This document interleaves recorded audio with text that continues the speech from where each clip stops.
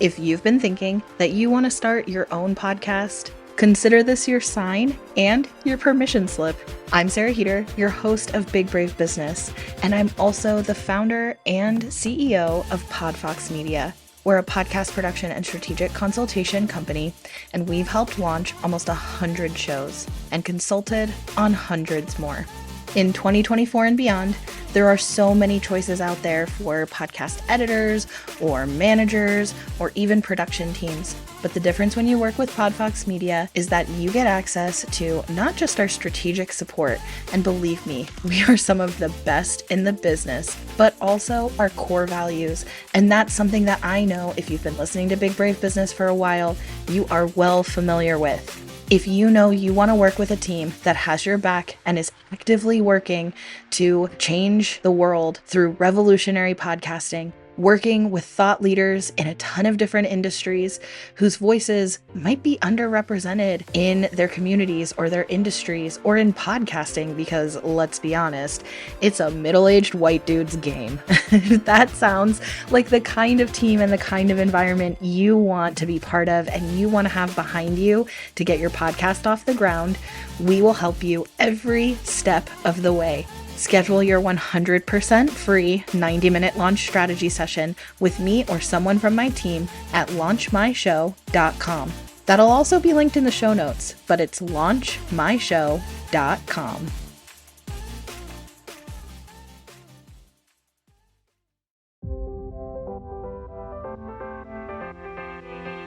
Welcome back to Big Brave Business. I'm your host, Sarah K. Heeter. Big Brave Business is a podcast where we challenge the status quo of traditional business practices.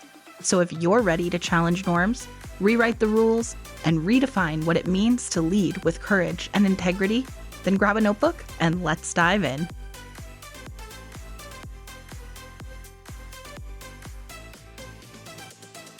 Welcome back to Big Brave Business. I am here with another guest this week. My guest today is Hannah Miller. Hannah is the founding director of Sidekick, a business built around enabling others to find their unique purpose. She enjoys communicating in all its forms and sees it as a powerful tool for development.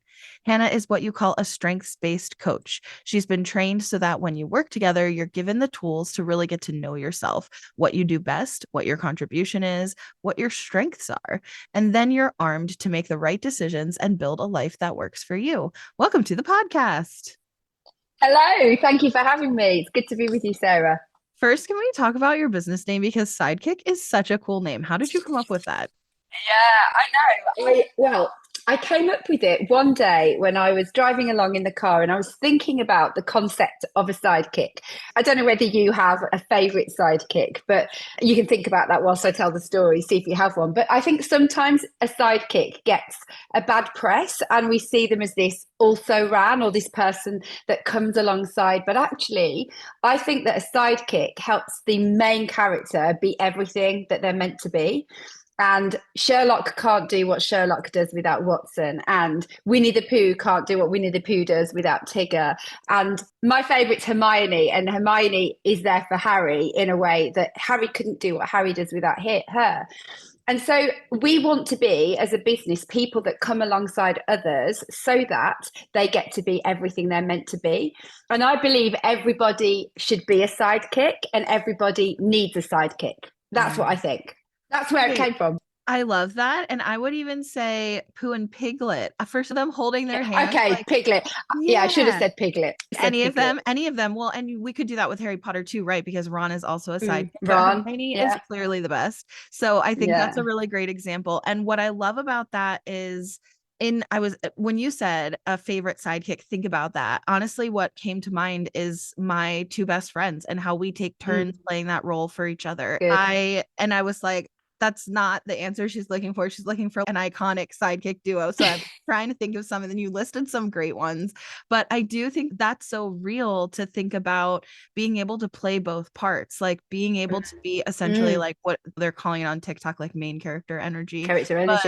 Yeah, but also being somebody's sidekick feels so good. And I think about in moments where somebody we really deserves the opportunity to shine, and you get to be there for them, like being a bridesmaid or helping host a baby shower or whatever it is, even for help throwing a surprise birthday party. Yeah. There are all these big milestones that I can think of really easily that my closest friends and I have done that for each other. But then even in the small moments, giving each other a chance to really shine and be the supportive role. And that is, like you said, it's just everybody needs that. Everybody needs that in their life. And being good at it feels so good. So I bet you just feel good doing your work. I do. And I think sometimes, maybe in the UK, I don't know, sometimes it can be seen as a bit of a negative word, or, oh, you're just the sidekick, you've come along. And I think what we're trying to do is like redeem that word, see that word differently, as actually, if everybody learns to play this role effectively, everybody wins. And so that's our job to champion others and to cheer them on and help them do more of what they're made to do and be. And yes, I do love getting the chance to play that role. It's great. Yeah. Yeah. So your work really revolves so much around strengths and understanding your own strengths. And I've talked on this Yeah. podcast a few times with people in different ways about getting to know yourself and Yeah. being authentic. And I feel like strengths is really such a big part of that. So I love that you emphasize. But I'm wondering, for you personally, what are some of your strengths and how did you learn those things about yourself? Okay, so there's a couple of things I could say here. I use a specific tool, which is the Strengths tool, it's now called Clifton Strengths, but loads of your listeners will know it as Strengths Finder. So I use that tool to really illuminate very specifically what people's strengths are. So I know what my top strengths are in that space, and they are woo, communication, developer, empathy, belief, strategic, activator. Those are my top strengths. But if you don't know that world and you don't know what those words mean, I would say my top strengths are meeting new people and making quick connection, telling a story. That's something that I love to do. Just talking generally, speaking out loud. I think I've got a strength around intuition. I think I get the vibe for things or read between the lines quite well. And I love to solve a problem with others and believe we can work it out. I think I'm quite value driven. And I think those are my strengths. And moving on to that second point, how did I realize that about myself? I think as well as having tools such as strengths that can really shine a light on it, there are a few things that I did, and I think there's loads of things that people listening can do to help them figure out their strengths a bit more. Can I tell you a couple of those? Yeah. Can I do that? Yeah. Okay. So we've talked about the obvious one, do the strengths assessment. I think one thing is to really listen for feedback, get specific feedback. Sometimes people are a bit rubbish at feedback and they just say, great job, well done. But if we can get better at saying why something was so great, we can start to pick out trends and see patterns. What words do people use? Do they use words like energetic a lot, or do they do words like analytical a lot? What are the words that they use, and start to look for those themes in what others see in us? So feedback is one. I think another one is measuring your energy. I realized that there are certain things that give me energy and I come alive, and other things that pull from my energy and empty the battery. And that's not the same as, there's like good tired and there's bad tired. So bad tired is when I've done loads of things that I don't really love, and good tired is when I'm a little bit tired from a really great day doing all my favorite things. And I try and encourage people to think about, what's my energy? How am I measuring where my energy's at today? A couple more things are reflecting on a week and like looking back over the week and tracking what you've been doing and thinking, what did I love this week? Where did I feel like, oh, that was really good, because you were probably using your strengths. And then the final thing I tell people to do is to think about, what are you really looking forward to? So I've got a habit of looking at my week ahead on my calendar and thinking, what am I doing this week that I am especially looking forward to doing? Because all of that, like magnetism of the body, the things we're drawn towards, is a clue that we're going to be using our strengths. So I think get feedback, use tools like strengths, measure your energy, reflect on what you've done, and think about where you're heading. And all of that can give you intel as you make your decisions going forward. And I think there's been moments in my life where I've just thought, oh, I need to be doing less of this. This does not feel good anymore, or I've grown out of this, or actually this isn't me at my best. And when you learn that and you apply it, things are only going to get better. I don't know whether, again, like for yourself, whether you've noticed times when you think that good tired or that bad tired, and the difference around that when you've done a good thing and it's tiring, or something that's just, oh, I don't want to do this again. It's taken the life out of me. Yeah, for sure. And I also can think of, I might feel I don't have motivation or something to do something, but when I do it Totally. anyway, I'm just lit up. Like I end up walking away. And a really good example of this is the other podcast that I host, which is for Girl Scout troop leaders. It's like Girl Guides. And we I do this podcast. I've done it since 2018. It's 100% hobby based because it's somebody else's brand and intellectual property that For I'm them. talking Yeah. about and promoting. And I do leverage my experience as a podcaster. Like I run a podcast production company, I work with podcasting clients. And so I can use my experience for the past 6 years hosting that podcast as a trial run, a beta test, a relatability point, helping people see what's possible. So I still do use it for work, but for the most part, it's a labor of love. I do it just because it's a hobby. And so often I just feel, oh my gosh, it's just more meetings on my calendar. It's more time of being on. It's more time away from all the other things on my to-do list. And every single time I record an episode, I walk away just like completely energized and buzzing. That's This good. is exactly how I love to spend my time. And similarly for this podcast, I never really considered quitting this podcast because I really love the conversations that I get to have with people. But I just took, and so at the time we're recording, this is the beginning of August. I just took the month of July. If you've been listening to this podcast, you've heard me talk about this. I took the month of July off of Zoom meetings for the most part. And having that time away from go, go, go, go, go constantly really gave me the opportunity to see how I want to streamline and simplify things. So we're slashing like busy work. This is busy work. This is busy work. And maybe you love it and maybe it feels energizing and maybe that the quality of work is good, but what is the direct ROI? And if there is no direct ROI, we're at least pausing it. It doesn't mean it won't come back, but we're at least pausing it, right? So that we can really get clear on what is the strategy and the intention behind all the things we're doing. So in that, letting go of this podcast has never been a consideration because it is my favorite thing to do.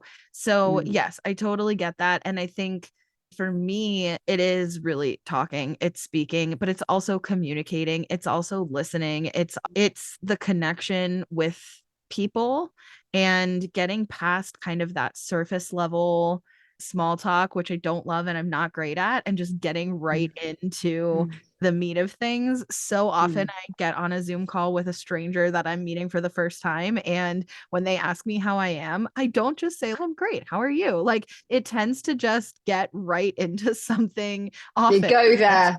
Like, hey, I'm just met you, but here's me. And yeah, I feel it's that kind of deep connection with other people. And I think that I know that I'm really good at seeing people and holding space for people and also putting myself out there as well to be seen. And I think that give and take is really fun. So for me, it's like anything speaking, anything talking, anything. I like networking situations one-on-one. I like group situations. I like public speaking. I like podcasting. I like all of it. That's my favorite thing. And then the flip side of that is I thought because I liked all those things that I was going to love recording a digital course. It's basically like performing, right? I designed the whole thing and then I'm recording myself and I get to go through my own outline. And I love doing trainings. I love doing workshops. Like it's not that different. No, it's totally different. And I hated it. And it absolutely drained the life out of me. So I do think that digital courses will be part of my business lineup again in the future, but we're going to approach it differently where I am not doing the things that drain me, like managing the tech at the same time as being the talent. That is too much. It's too much. So yeah, anyways, that's my easiest go-to example for low tide. Like it just sucks the life out of me. So, totally get that. And there's something quite different about I've got a digital course that actually just last week we re-recorded. So I wrote it and we recorded it. It's quite a meaty course. It's called The Purpose Pursuit. And we kind of launched it 2019, 2020. And I'm really, the product itself I love, but reflecting on people are really busy. So most of the people who do my particular course So there's two sides to my business. There is my digital course side, which particularly works with women in the middle years who are considering what might be next for them, essentially. And then my other work, which is on the road or on Zoom, I do lots of workshops and leadership training for organizations and corporations and so on and so forth. So this digital course, we were reflecting on how busy people are and the nature of the changing of learning. And the question was, how do we take the content and make it doable so that people can actually feel the sense of completion, and I can lean into this even though I'm busy. We've taken all my lessons and every single one is no longer than 5 minutes. So we've really chunked it up into things that people can access and get the learning from and then do their own reflections off the back. But I'm with you that it's not as satisfying an experience to do something which is scripted. But what really helped me this time is I had a cameraman and I had an auto cue, and there were people sitting in the room. So it made it feel more, I felt like I was delivering something that felt live and fresh and new. But I would much rather, a bit like what you're saying, I love getting people like, I don't like doing Zoom meetings when everyone's got their camera off.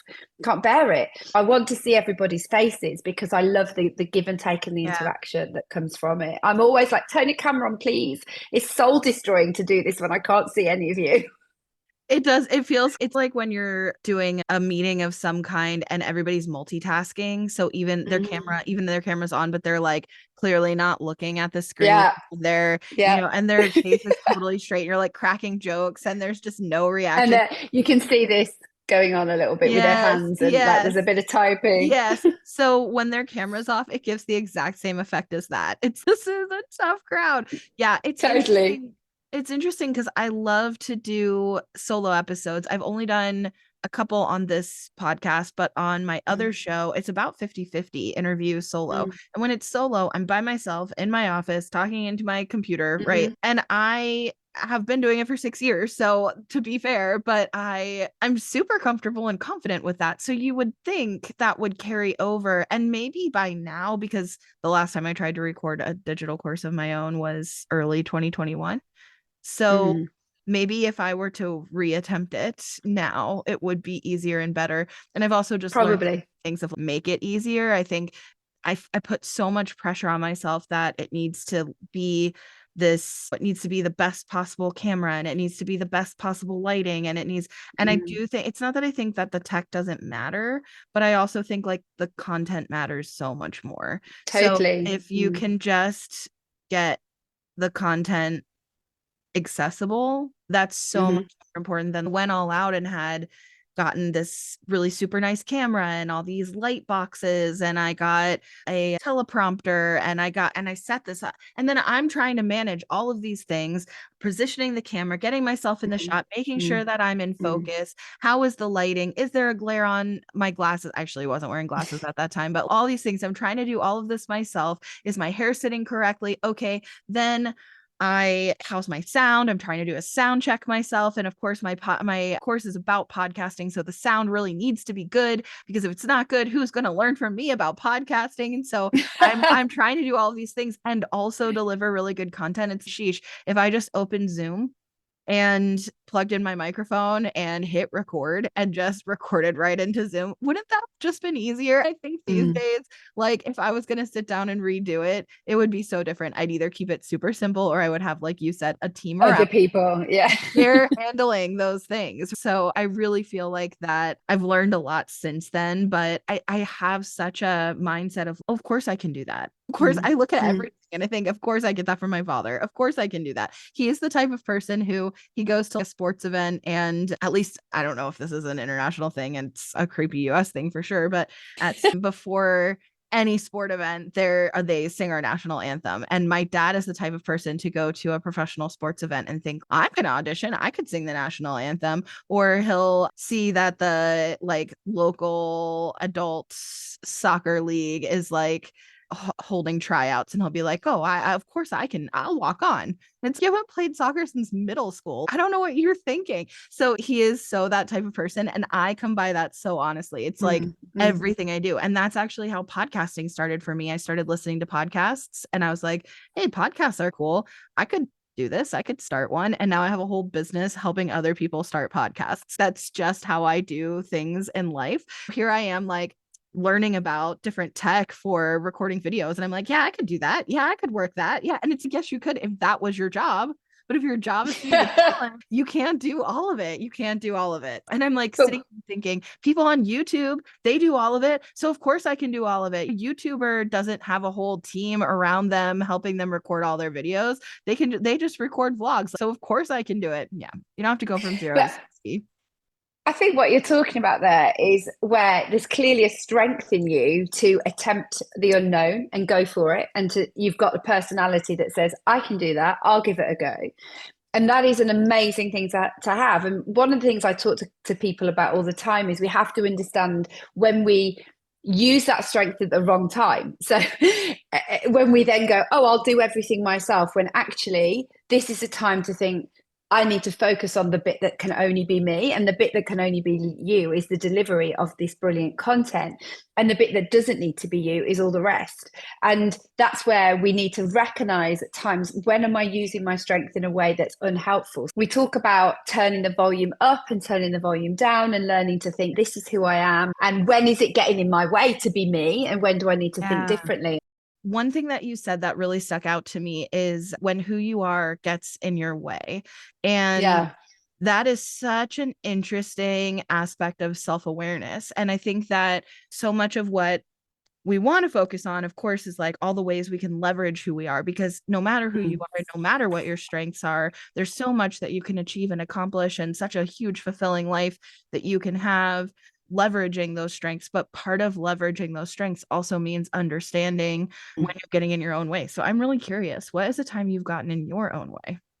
Oh my goodness, I get in my own way a lot. And it's something that has been so helpful to understand when we find ourselves in situations that we sometimes can think are other people's fault when actually part of it is us. So sometimes people get into situations of burnout and exhaustion because their very strengths, the things that make them brilliant and who they are, have just gone into overdrive. For me personally, some of the ways I get in my own way are I very quickly I have a huge amount of emotional investment in everything I do.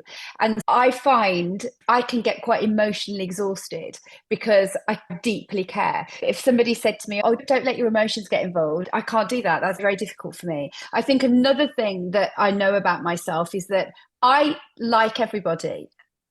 What I mean by that is it's choice is to like someone, to trust them. I like people. And so I want them to like me. And so sometimes that gets in my way because I care too much about what people think. And I get wrapped up in other people's opinions of me or their perspective of me, when really there are some people's opinions that should matter hugely to me, but not everybody's. And I think sometimes that desire to be accepted or that desire to be liked, where it comes from this good foundation, has really got in my way. And I think sometimes I get in my way because I've just said I'm quick to trust. I'll say what I think quite openly and I will go. I'm more inclined to do the thing. We'll do the thing and we'll think about it later. And that has a lot of benefits, but sometimes it means I say things I want to take back, or I've gone before I've had all the facts, or I'm all in before I know everything I should know. So those are where other people might say they have the exact opposite problem, in that they are so active that they get in their own way because they won't go all in, and they wish that they would commit and they wish they would go. My problem is the opposite. And I sometimes overtrust, I overlean in, I overgive of myself, and find myself then feeling disappointed or lacking. And I think anything I've done in the public space, I've got a podcast, blogging, public speaking, there are going to be people that love what you do, and there are going to be detractors and people that don't like it or give fair or really unfair feedback. And some of that can just wound me a bit more than I'd like it to. So those are some of the many ways. There are a lot more. How long have you got, Sarah? But those are a few. And I think one of the things I do with clients, sometimes they come to me to do the purpose pursuit because they're quite burnt out and they've been doing their career, or they've been in a period of life which is so hard. I work with a lot of medics, they are exhausted and they see there are so many systemic reasons why they're exhausted, but there are also things about them they need to realize. Yeah. Where am I over responsible? Where am I feeding off the need for achievement and success and recognition, which is in overdrive and causing me to be burnt out? So I think that deep reflection on what is the shadow side of the very best of me is so important, even though I want people to like love who they are and go wholeheartedly after the things that they are. We've got to work on that bit underneath. And I always say to people, it's only a strength if it's good for you and it's good for other people. And if it's not good for you and it's not good for other people, then how can that be a strength? It means it's a theme in your life that still needs quite a bit of development. If you are somebody with a lot of presence and authority, but it means that ride over the top of everybody all the time and people experience such huge force from you, then that's not good for people. And I could give 101 examples. It's all about that shadow side of the thing that has the potential to be you at your best. If we can fine tune that and be aware of the pitfalls. One last analogy. I often talk about how I see the way life is, that we're trying to keep on a track. Maybe we're running down a road, or we're in a car, or we're in a bike, and each side of the track we're on has got a ditch. And we can go too far one direction and we fall into the ditch, or we can go a bit more to the other side and we fall into the ditch. And those ditches are the blind spots of our personality. Too flexible or too rigid or too private, too open. And what we're trying to do is to find that place which is keeping on the track, so we avoid the ditches and stay in that place of real strength. That doesn't mean we're trying to be well-rounded, because we shouldn't be well-rounded. You need to do you and I need to do me, and everyone else fits in and does their bit. But avoiding those things that trip us up is the work for the rest of my life. I think this isn't going to go away next year. I'm going to be talking about it in a decade and another decade probably. That's good. I feel it's job security. I feel like so much of this is internal work. What we think of ourselves, how well we know ourselves, how we can leverage our strengths, how we understand how things are working for us or against us, and how do we really leverage our energy levels and our inspiration and our motivation and what lights us up. But I'm curious to dig in a little bit on like the external aspect of this, which is a little bit like society's expectations of people. And then how that plays into it. I just recently, at the time of recording this, it was maybe a month ago, so now it's been a few months, but I read Laziness Does Not Exist by Dr. Devin Price. And the whole premise of the book is that we have this social expectation that people are going to show up and participate in society in a certain way, at a certain level, in a certain capacity all the time. And that anytime somebody doesn't meet that expectation, anytime in any capacity, whether it's your activism or your housekeeping or your job performance or any number of other things, could even be like your employment status or your housing status or any capacity of things. Anytime somebody doesn't meet that kind of social expectation of doing all the things all the time at top capacity, then we make an assumption that it's because they're lazy. And that's seen as like a negative quality, that this person is failing or falling short because they're lazy and they should just be less lazy, which then of course also becomes internal messaging to ourselves. Oh, I've been so lazy. That's just an example, but I think that there's a lot of things like that where society has this expectation that we're going to show up in a certain way, or we're going to interact in a certain way, or we're going to be accomplishing certain things at a certain pace in a certain way. And the way we engage with each other and interact with each other, we're going to show up in a certain way, and so on and so forth. So I think there's a level of like social expectation that I'd like to dig into. And then related, there's also a lot of kind of blanket advice out there that this is how you do business, or this is how you do work, or this is how you run a household, or this is whatever it is, that doesn't work for lots of people. And you could even say it doesn't work for most people. So I'm curious, what are some of the kind of social expectations or like blanket advice out there that you think is just like bad advice? It doesn't work. Those are both really good points. I think in terms of social expectations, I think from quite a young age, we have parental expectation, we have school expectation, we have what our siblings have done, what's expected in the culture that we find ourselves from. And sometimes we fit alongside that and it fits with where we're going. And other times, oftentimes, it doesn't. I think one of the things that I notice with people when we look at strengths is what they've experienced when they were younger or from others is almost like the people giving them feedback on the dark side, the shadow side of that strength, and saying, I wish you weren't so flexible. I wish you weren't so this. And they can't see it as a good thing. I think some of the work I've done in adult therapy has been around embracing the fact I've been made to be an emotional person and not just thinking that makes me societally less because I feel things so deeply. And what would it feel like to own and embrace the fact that is who I am, rather than trying to fit a societal expectation that I shouldn't be as invested emotionally as I am in the things that I am? And that's been an interesting flip for me, just to think about that example. And I think there are so many of those, dependent on the culture or the experience you're on. You need to be better at maths could be one thing, or you need to be more organized and stop being so last minute. What if last minute means that you're really good at getting things done because you do them last minute, but you get them done?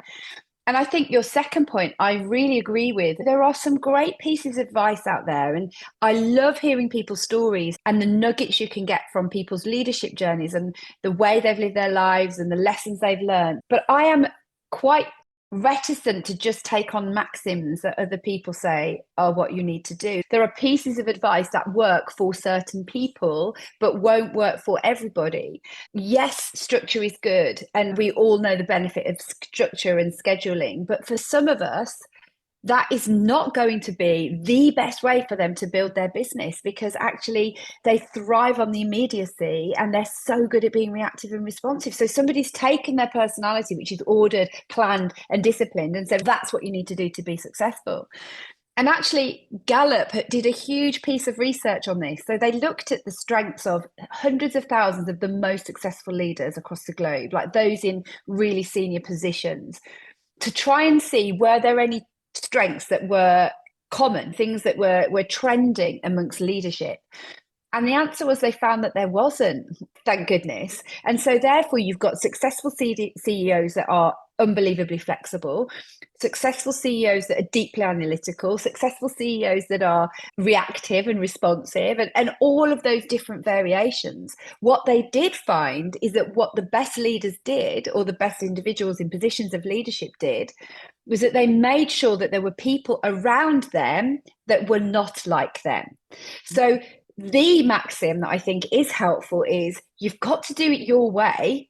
You've got to build your business or your life or your family or your parenting, but find people who compensate for what you're not. That's the piece of advice that I think is worth taking. So some of the pieces of advice that had been given to me that don't work. One is people saying, oh, Hannah, it's only a job. Remember, it's only a job. That doesn't work for me because I'm an all-in person. So it's never only a job. No job I've ever had has only been a job. So that doesn't work. Don't get so attached to people. Just don't get so attached. Doesn't work for me. Like I don't work that way. I get attached. And also, to some extent, eat the frog. The whole principle about do the hard thing first. I think it's great. And there are some times where I see that's right. But I have learned that if I've got to get something done by the end of the day, it has got to be shipped by the end of the day. If I say I'm going to do it in the morning, I can faff about a bit. Whereas if I'm faff, I don't know if that's a word that translates across cultures, mess about, don't waste time, faff about. Got it. Context clues. But if I do it in the afternoon and I know it's got to get done, actually it sharpens my focus to not waste time if it's got to get done like that. So it does need to be scheduled and it does need to be deadline, but not necessarily first. It is always the best way for me to approach it. So that doesn't mean it's not brilliant advice. It doesn't mean I have to find my version of eating the frog. I get it. But when you hear people say you've got to be a 5 a.m. club person, you've got to do Yeah. this in the morning. I'm a mum of three teenagers and I have a husband that travels a great deal with his work. I have a huge amount of other responsibilities that mean I can't be that person that goes and takes myself off and does 3 hours of meaningful deep work before the day starts. I'm looking after my children. I'm prioritizing what they need and I'm making sure I'm present before they go to school. And so I'm not going to, if I have to be a failure in the other area of my life because I can't be a 5 a.m. clubber where I go off to the gym and I look after me, then I'm afraid I'm going to have to be that person. So I think we have to take the nugget and take the thing underneath the advice and think, how is that applicable to me, my personality, my way of working? How do I take the truth in this? How do I take the wisdom and the experience from how this person has learned and do it in a way that reflects my personality and reflects my strengths? So Yeah. I guess I'm just really with you on the fact that we have to find a way to lead, to sell, to parent, to communicate, to influence, to think in a way that reflects us well. One last example I can think of is that you know how some leaders will say, oh, I take a week where, like Bill Gates does this. He's always gone away for at least a week at a time in total quiet to go and be alone, to do his best thinking for the business. So he's on a work, it's not just a personal retreat, it's a I'm coming back to give you my latest brilliant idea. And he goes away totally unreachable for a week. And I love the idea around more time alone and the need for that and the space to think. But I would not do my best thinking like that. And that would probably lead me to all sorts of existential crises. And I'd probably think that I need to get a new job by the end of that week because I'd have overthought everything. Because my best ideas come through talking to other people. And when I'm with somebody and we've got the give and take of dialogue, then my brain fires. So if I thought I must go away and ascend the mountain to get the latest download from my work, I would have a little bit of a crisis, to be honest, because it wouldn't suit who I'm made to be. So Yeah. there we go. That's so interesting because one of my friends and clients she did her very first silent retreat this year. And it was I think it was in community. There were people on this retreat and they did 24 hours where they all were silent and distraction free. So they gave up their devices, which is interesting. And I would love to do that. I would love to do that. A lot of meditation and journaling and things like that. And then coming back together to be able to dig through their insights together. And then she really enjoyed that so much that she planned a week silent retreat with with one other person. And she said they actually only ended up doing 2 days. And then they broke their silence and were chatting through stuff because they were starting to go a little bit into sort of negative territory, I think. And Becky, if you're listening to this and you want to correct me of my assumption of that story, then please do. But that's my best understanding of what that experience was. And I'm so fascinated because I've definitely never tried that. I'm a talker. I feel silence. So I can't even, okay. I say I can't even imagine doing that, but then I also can because there was a chapter of my life in between my last relationship and this one where I lived alone and I was terrified to live alone and I did not know how it was going to go to live alone. And I actually learned to love being by myself. So I think that there is probably a possibility that I could really enjoy doing it, but I've just never even tried. And I feel like I'm the type of person that would do that. And if I tried to do a whole week where I could not talk, I feel like I'm the type of person like I'd come back with a book written or something. You know what I mean? Like I am just hyper productive. But yeah, and I think the examples that you gave are such good ones that I relate to because I've always said eat the frog does not work for me. Okay. It's not, it doesn't work. It does work. It doesn't feel as gratifying for the way that I do my work. The way that I like to get things done is to chip away at the stuff that's easy first. If I feel overwhelmed or intimidated by my list, the best thing I can do is not the hardest thing because the hardest thing might also take a day and then I still have 40 other things on my list. The best thing for my mental health when I'm overwhelmed by a to-do list is like, what are the easy things that you could get done right now? What's obviously balancing priorities, like what are the top priorities, but also what are the easiest things to accomplish. So it's funny because they say do the hard thing first, right? But for me, actually doing the easiest, simplest, shortest thing first crosses it off the list. How good does that feel to go ahead and Totally. that is like, 100%. I need to reply to this email. That is going to take me 30 seconds. I just need to do that, Yeah, right? That's just not, get that done. yeah. Tick And then it I can off. cross it off. Yeah. Yeah. And some of us just need a bit, for me, I need a bit more urgency, like the feeling of urgency. And if it's the very first thing in the day, there is no urgency yet. But I know I think this is obviously, this comes through time and experience. I know what's good urgency and what's panic mode. And so I understand that now. I'm not a teenager anymore. I know how to work with urgency and what's too little time and what's too much time. And going back to the silent retreat thing, I really do want to grow in that area. And actually, I'm not opposed to being alone and spending silent retreat time and having that challenge of being wrestled with quiet and space.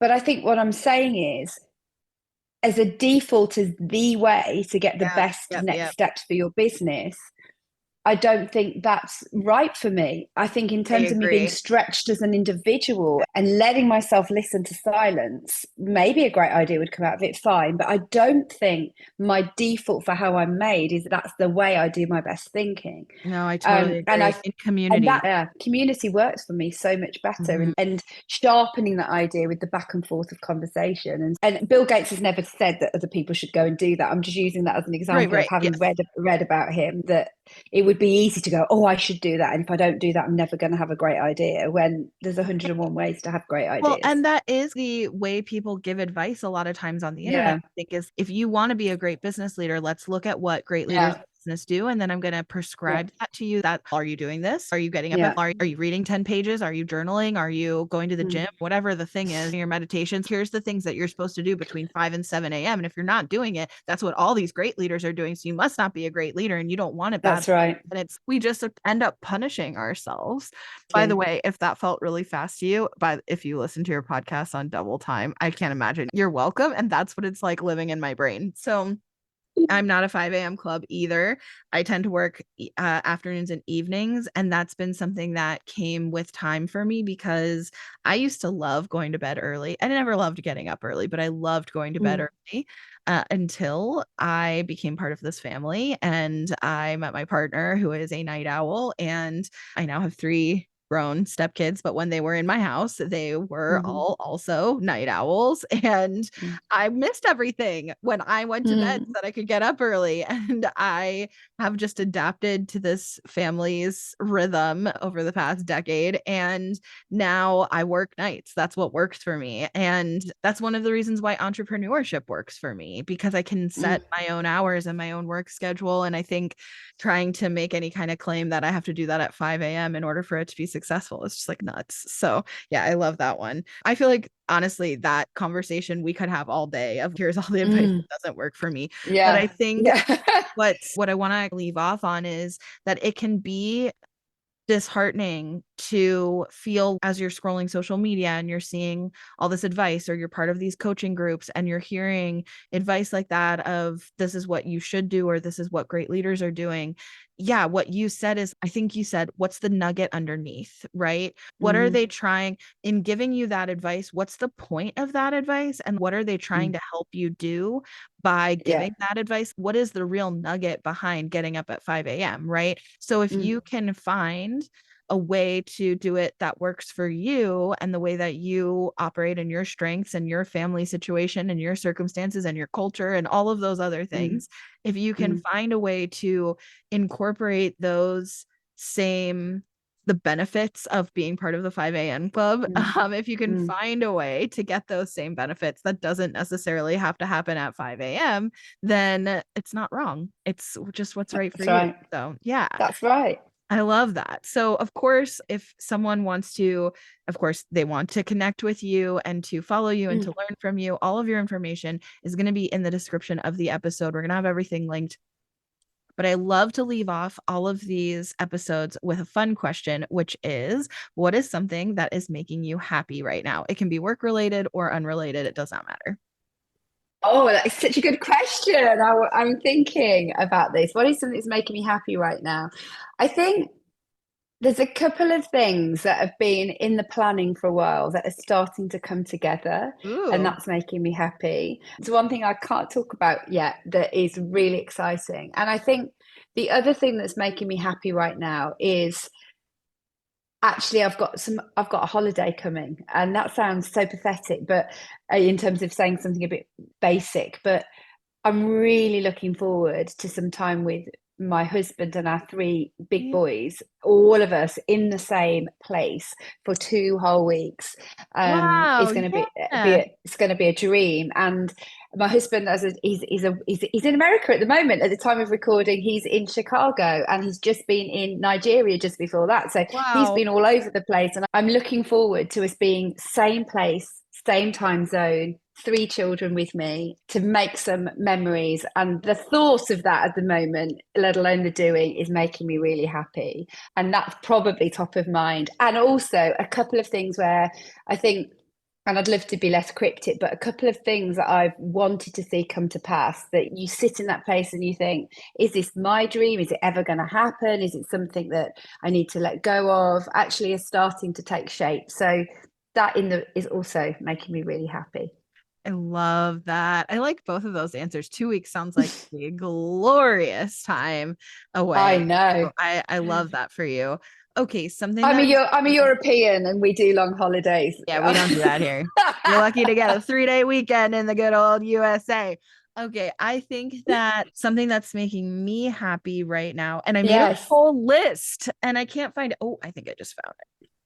Darn it. I made a whole list of things that I would remember. Okay, I haven't said these yet, but I'll just go ahead and say something that's making me happy right now is it's still in the works. So we're going to see what comes of it. But I Mm.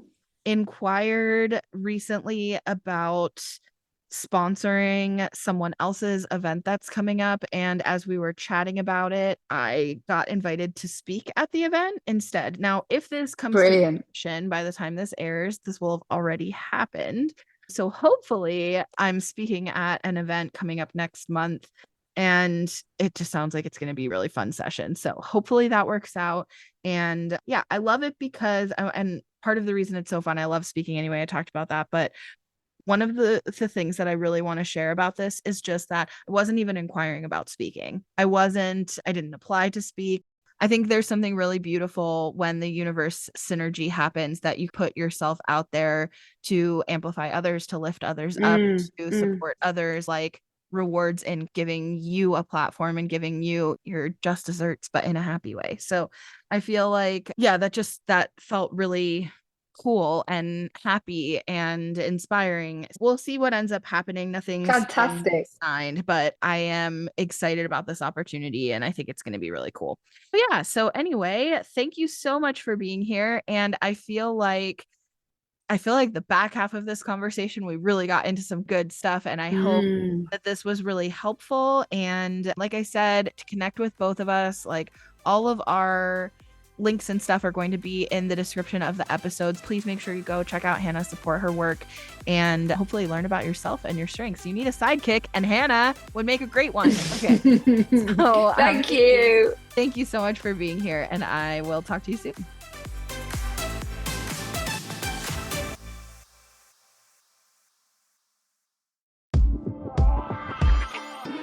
If you already have a podcast, but you're feeling stuck or frustrated because nobody's really listening, or you just wish more people were listening, or you want to figure out how to start making some money from your podcast, whether that's through sponsored ads or any other form of monetization. By the way, did you know there's other forms of monetization? That is exactly the kind of thing that my team at Podfox Media can help you achieve. You can schedule your strategy session with us today at helpmyshow.com. That's helpmyshow.com. Schedule a session and I'll see you there.